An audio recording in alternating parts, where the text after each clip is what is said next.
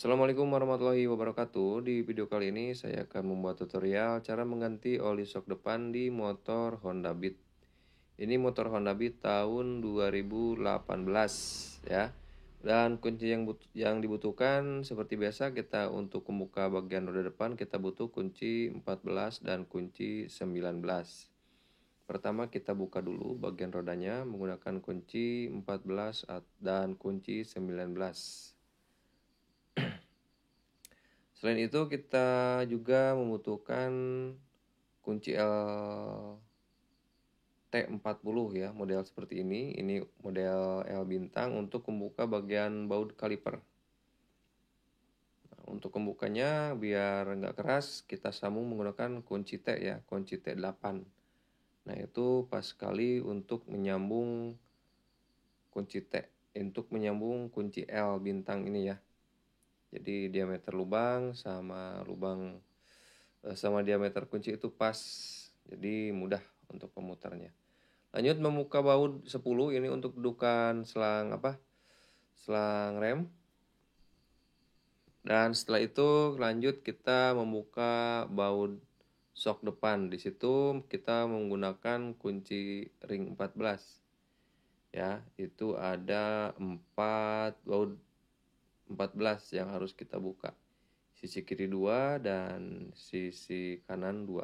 Jadi 4 ya. 4 baut yang harus kita buka menggunakan kunci 14 ya. Biar mudah, biar nggak keras, teman-teman pakai kunci ring 14. Kalau pakai kunci shock itu biasanya susah ya, kepentok, kecuali kalau kita buka bagian shocknya dengan buka cover, tapi itu ribet. Cukup membuka bautnya menggunakan kunci ring saja, menggunakan kunci ring 14. Nah, kalau sudah, lanjut kita tarik kedua asoknya. Nah, seperti itu. Dan ketika kedua asoknya telah terlepas, lanjut kita membuka bagian penutup sok ya. Nah, ini cara saya membuka penutup sok tanpa menggunakan tracker. Nah, untuk mencungkilnya kita butuh obeng min yang seperti ini ya, yang pipi. Nah, ini saya akan tunjukkan dua cara menggunakan tracker dan tanpa menggunakan tracker. Tapi intinya kita membutuhkan kunci L untuk membuka bagian spi penguncinya. Nah, sudah lepas ya. Lanjut membuka bagian penutupnya, diketruk-ketruk saja. Nah, itu kan akibat karat ya, terganjal. Kalau diketruk-ketruk sambil asoknya ditekan ke bawah, nanti akan lepas sendiri penutupnya. Nah, ini cara menggunakan tracker ya. Saya tekan menggunakan tracker, dan untuk membuka bagian sepinya tetap kita menggunakan obeng min. Obeng min yang runcing, yang kecil, yang runcing ya. Nah, seperti itu. Kalau sudah, kita buang bagian oli ya yang ada pada bagian shocknya. Kita buang dan bersihkan menggunakan bensin. Nah, di sini untuk asnya tidak ada kebocoran, jadi cukup kita mengganti oli shocknya saja. Oli shocknya sudah jelek sekali, kemungkinan ini motor ini baru melakukan penggantian oli shock dari baru ya, dari tahun 2018 sampai 2023 sekarang. Sudah sekitar hampir 5 tahun. Kita buang saja oli shock bekasnya. Nah, di sini bagian shocknya sudah saya masukkan bensin ya. Nah, lalu saya kocok-kocok dengan memasukkan bagian pernya. Nah, dengan maksud kotoran yang ada di bagian dalam itu bisa ikut terbuang nanti saat kita membuang bagian bensin ya. Dan sisa-sisa oli yang jelek ya bisa bersih.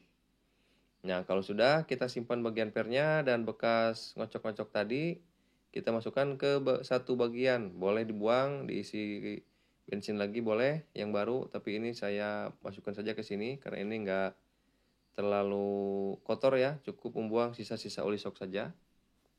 Kita masukkan olinya ke satu bagian shock satunya lagi. Lalu masukkan kembali bagian pernya dan dikocok-kocok kembali ya sampai kira-kira bagian dalamnya itu kotorannya bisa ikut terbuang saat kita membuang bagian bensinnya yang bekas nyuci tadi.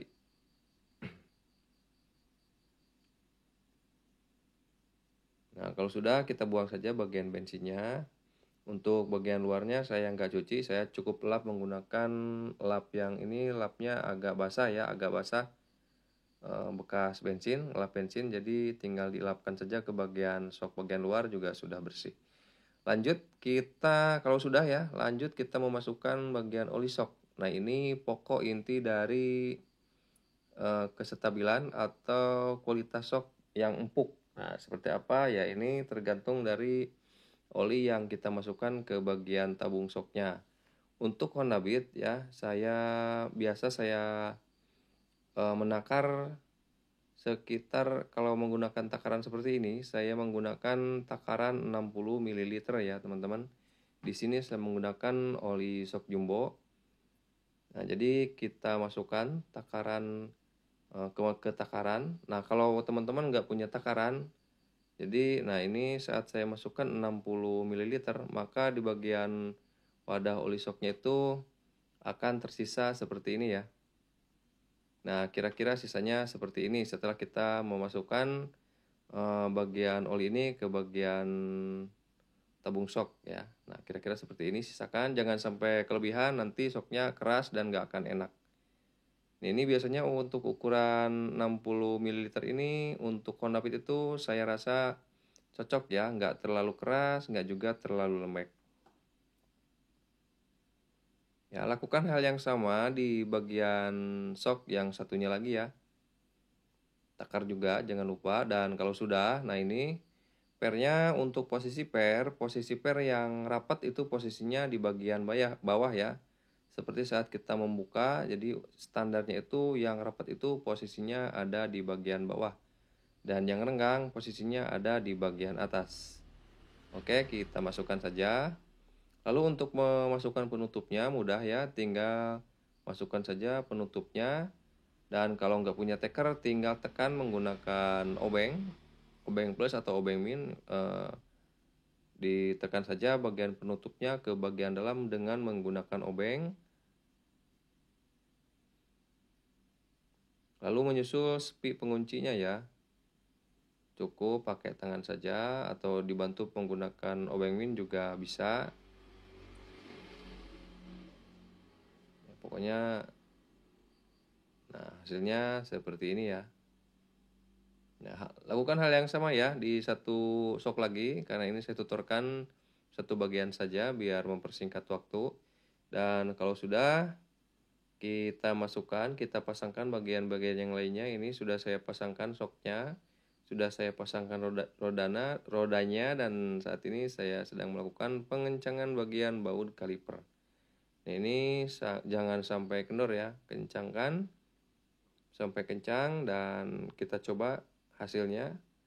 Nah, ini standarnya seperti ini ya. Nah, motor akan empuk kembali dan tanpa ngejedak ya. Empuk dan tanpa ngejedak. Ya, demikian tutorial singkat cara mengganti oli shock depan di motor Honda Beat. Semoga bermanfaat. Sampai jumpa di video berikutnya. Assalamualaikum warahmatullahi wabarakatuh.